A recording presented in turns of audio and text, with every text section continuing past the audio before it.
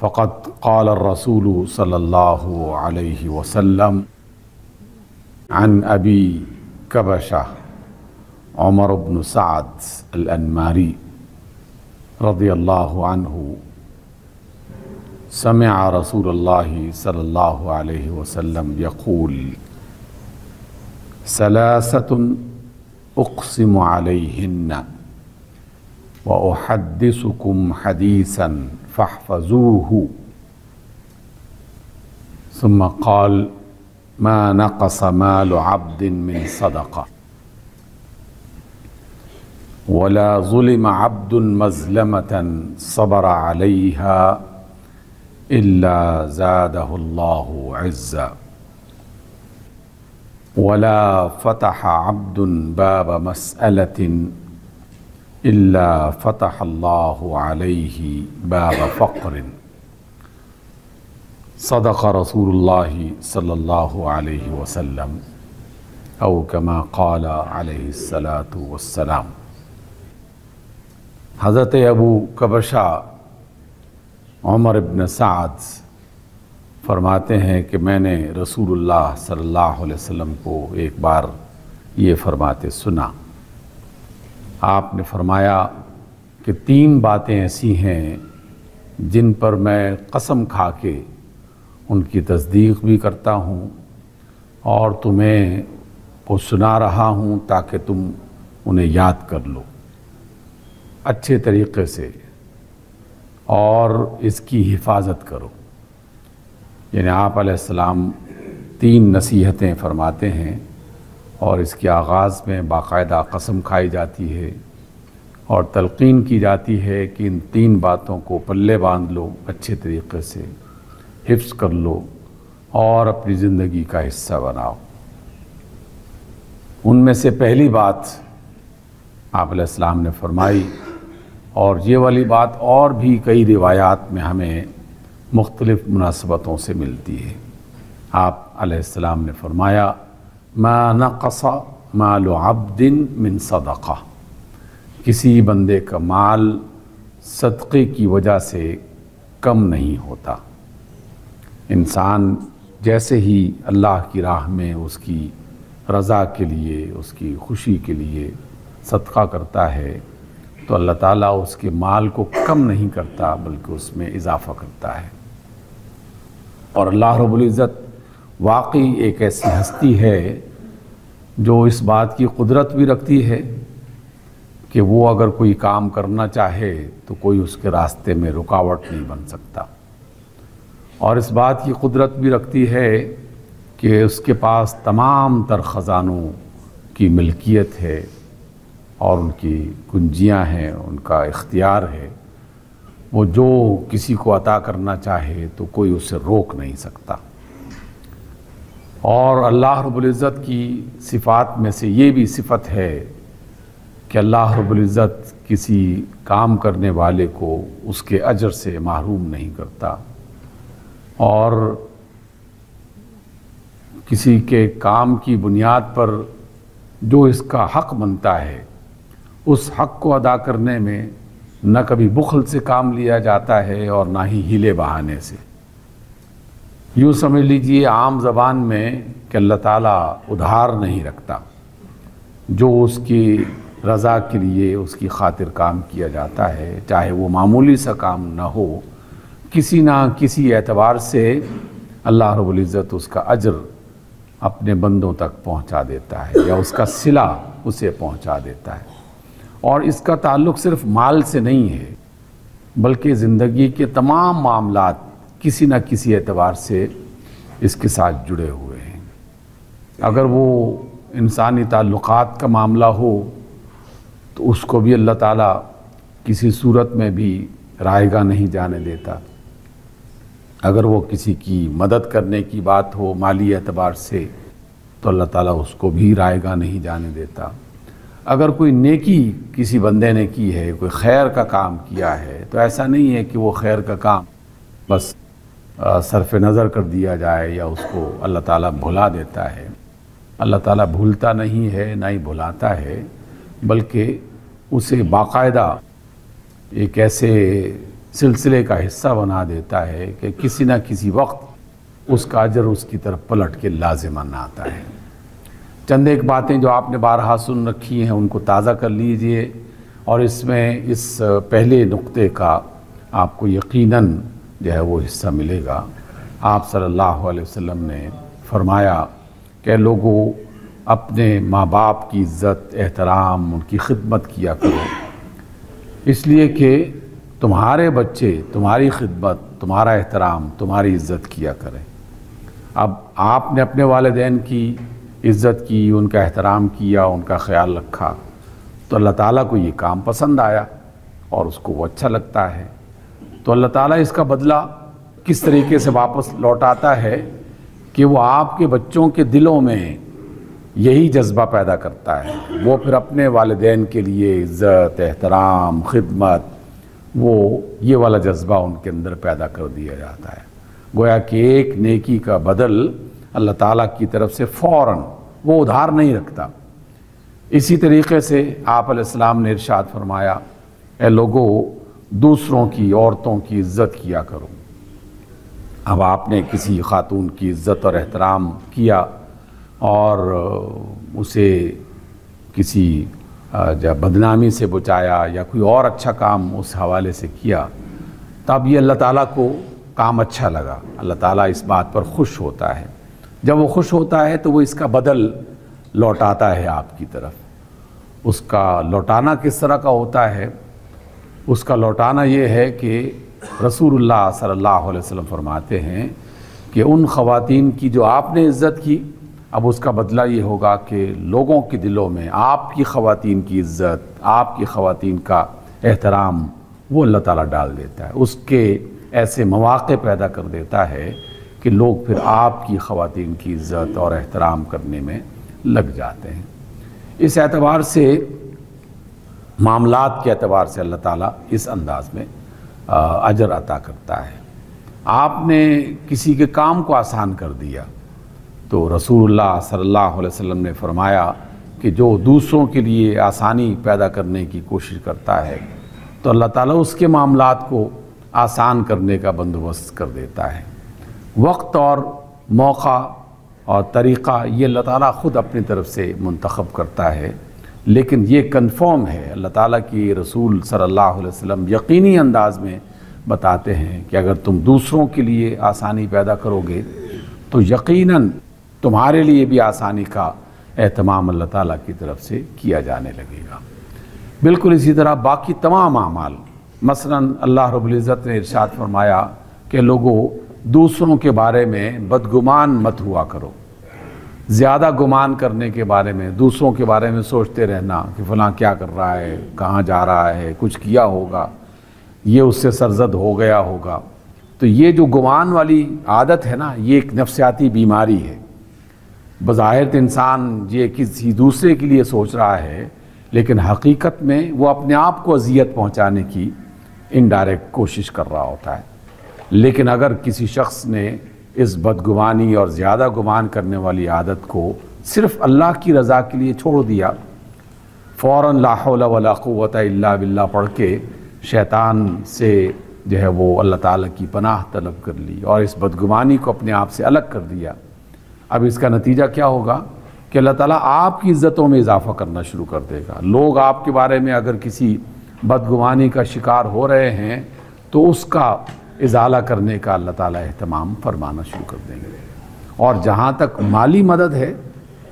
یہ تو ایسی چیز ہے جو باقاعدہ دیکھی سنی جا سکتی ہے، اور بارہا زندگی میں تجربات یقیناً آپ کو بھی ہوئے ہوں گے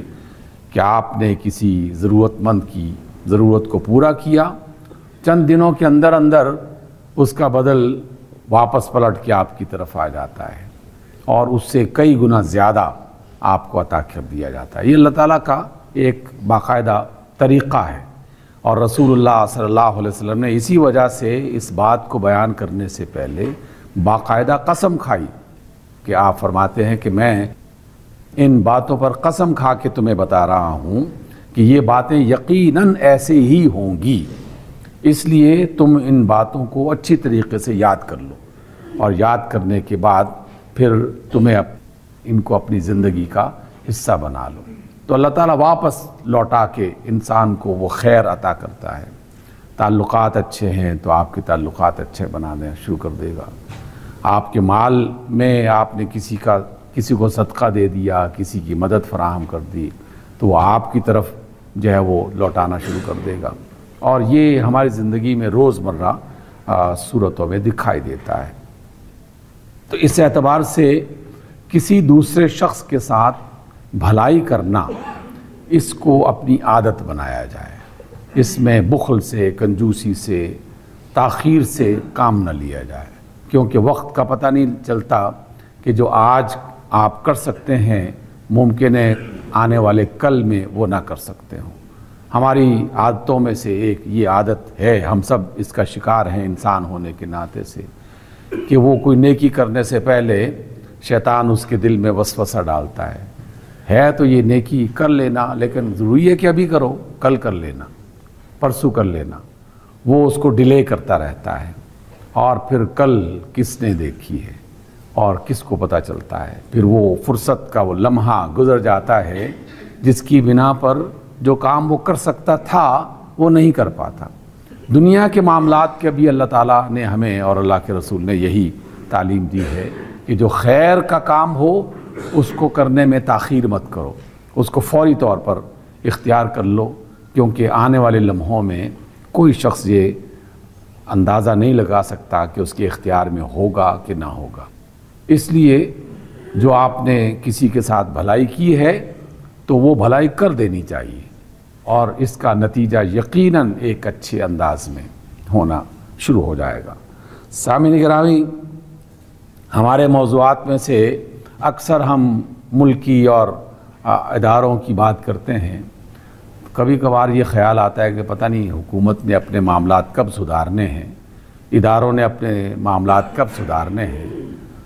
چلیں اس کے بارے میں ہم اپنی آواز لگاتے رہیں گے، اپنا شور مچاتے رہیں گے، اپنی آہوزاری کرتے رہیں گے، اللہ تعالیٰ سے دعا بھی کرتے رہیں گے،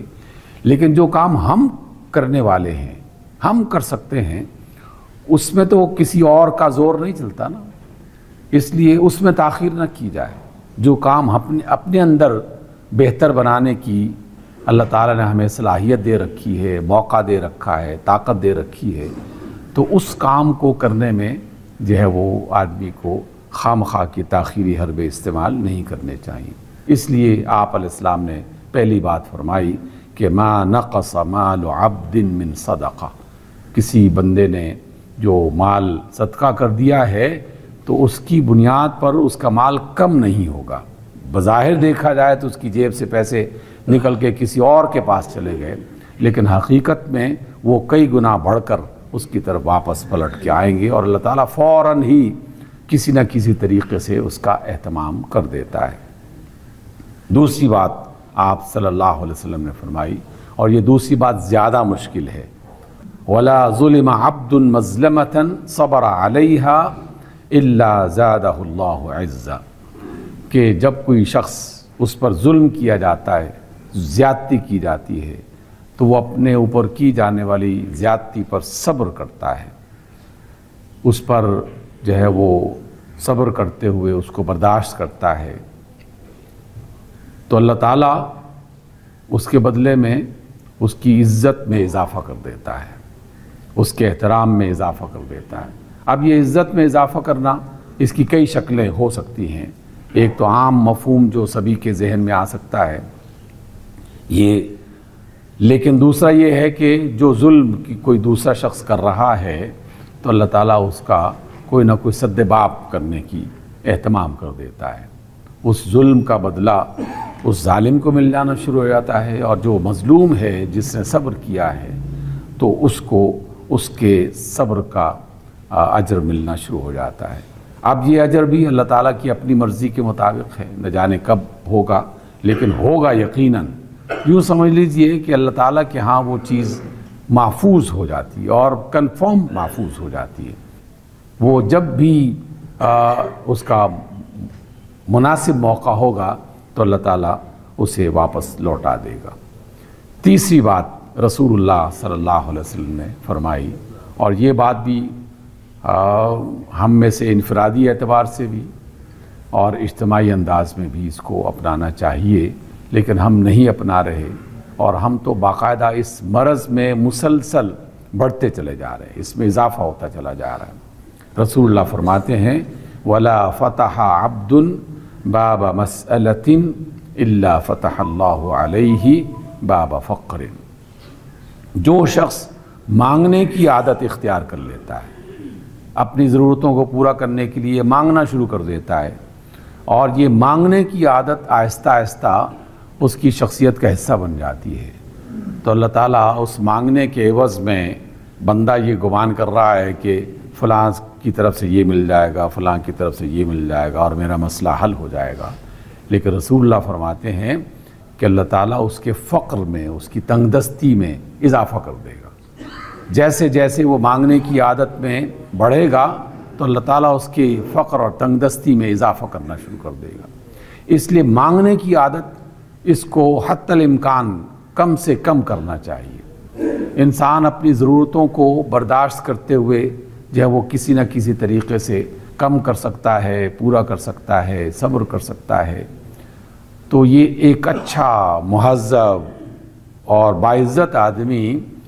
وہ اپنی بھوک، اپنی پیاس، اپنی ضرورت اس کو سنبھال کے سمیٹ کر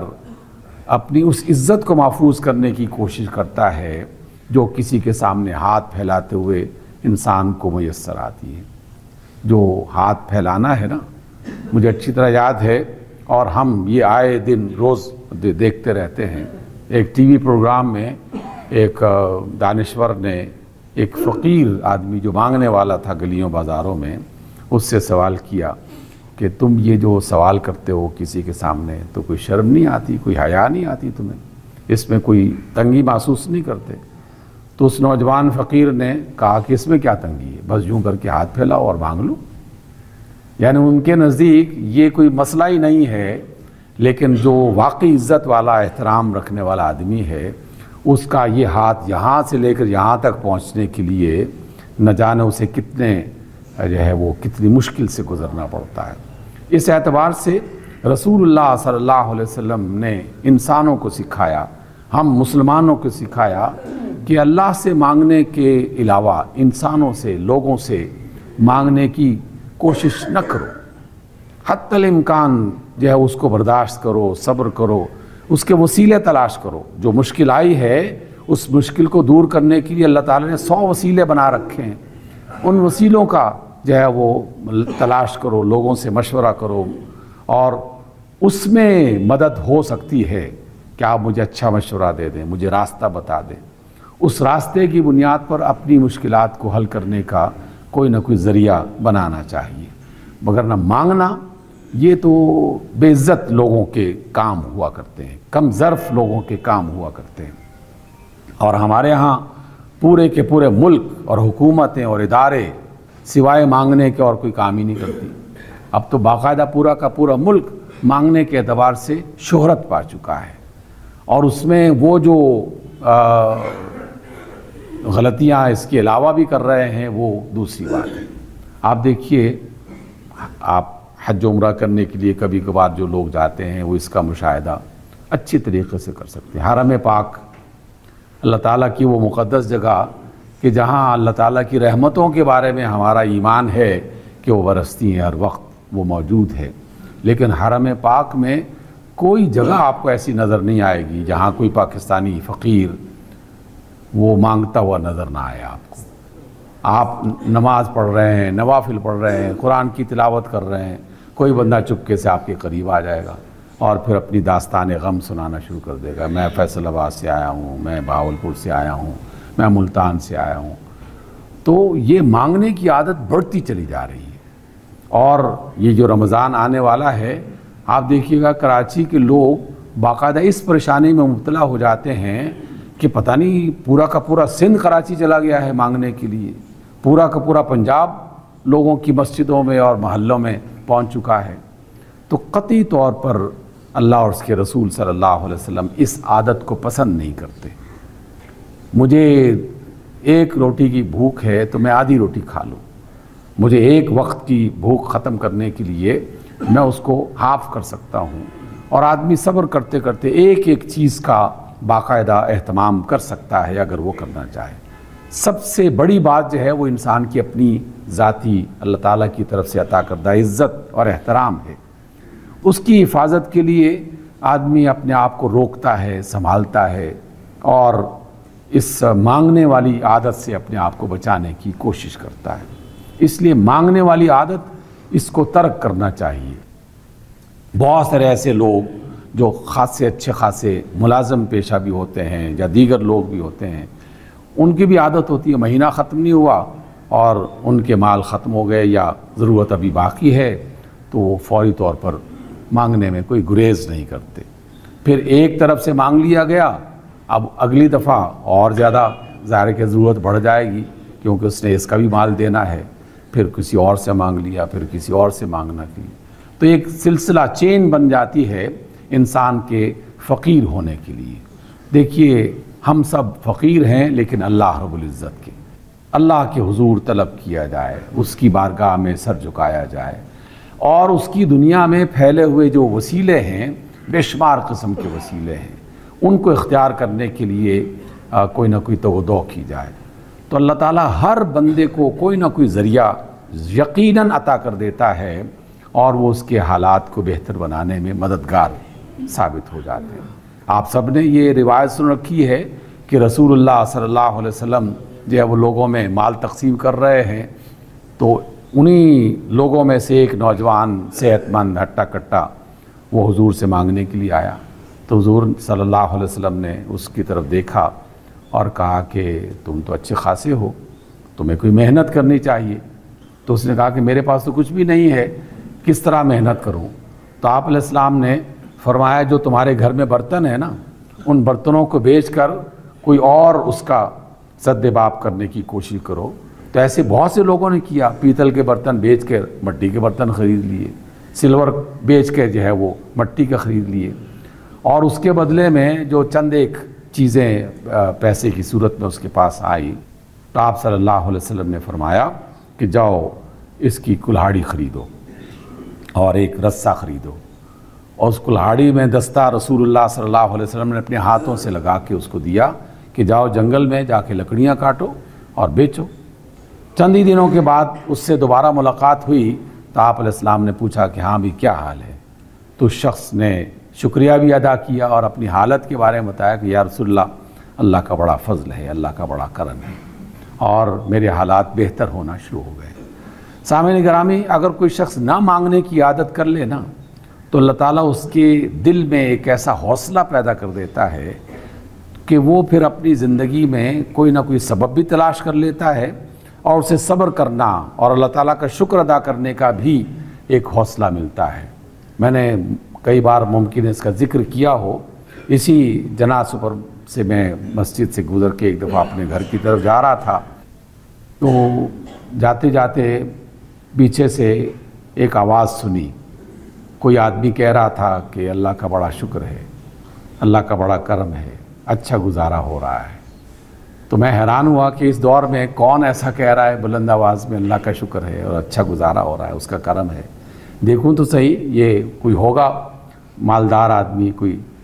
تو میں نے دیکھا ہے کہ ایک آدمی مسواکیں بیچ رہا تھا، اس کے کندھے پر مسواکوں کا گٹا تھا،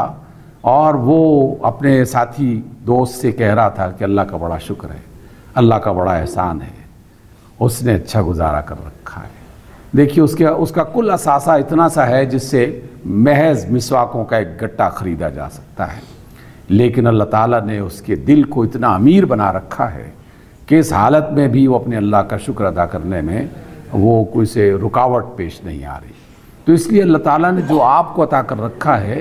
اس میں بے شمار شکر کے موقع میسر ہیں، تو اللہ سے جو ہے وہ مانگنے کی عادت ڈالی جائے، لوگوں سے مانگنے کی عادت اس کو ختم کیا جائے۔ جتنا اللہ سے مانگا جائے گا اللہ تعالیٰ عطا کرنے والا بھی ہے، اور اس کی قدرت میں بھی ہے کہ وہ دے سکتا ہے، وہ قدرت میں بھی ہے، مال بھی بہت ہے اس کے پاس اور دل بھی بہت بڑا ہے۔ تو اس بڑے دل والے اور مالدار جو ہے وہ ہستی سے مانگنا زیادہ بہتر ہے، یا فقیر تنگ دست اور کنجوس اور تھوڑ دل آدمی کے سامنے ہاتھ پھیلانا یہ زیادہ بہتر ہے۔ اس لیے اپنی اس عزت کا احترام کیجئے جو اللہ تعالیٰ نے آپ کو عطا کر رکھی ہے۔ اللہ تعالیٰ نے آپ کو انسان بنایا ہے، بشر بنایا ہے، اپنا خلیفہ بنایا ہے، اور خلیفہ کی بہت بڑی پہچانوں میں سے ایک پہچان یہ ہے کہ وہ چیزیں کریٹ کرتا ہے۔ تخلیق کا جذبہ انسان کے اندر بھی پایا جاتا ہے اور خدا کے اندر بھی پایا جاتا ہے۔ اللہ بھی خالق ہے اور انسان کو بھی اللہ تعالیٰ نے اس کیفیت میں رکھا ہوا ہے کہ وہ چیزوں کے بارے میں سوچے تو اللہ تعالیٰ راستے کھول دیتا ہے۔ سوچئے، غور کیجئے، اللہ تعالیٰ مٹی کو سونا بنانے کی قدرت آپ کو عطا کر رکھی ہے، کوئی کوشش کرے تو میسر آ جاتی ہے۔ لیکن اگر کوئی شخص اپنی عزت کو بے عزتی میں منتقل کرنے کا اس نے تہیہ کر رکھا ہے، جیسے ہماری حکومتوں نے تہیہ کر رکھا ہے، تو یقیناً یہ تنگ دست سے تنگ دست ہوتی چلی جائے گی اور فقر اور تنگ دستی ان کے نصیب میں بن جائے گا۔ اللہ تعالیٰ سے ہمیں پناہ مانگنی چاہیے ان تمام حالات سے کہ ہم ان حالات میں سے گزریں اور پھر جو ہے وہ کسی بڑی مشکل کا شکار ہو جائیں۔ اقول قولی ھذا واستغفر اللہ لی ولکم۔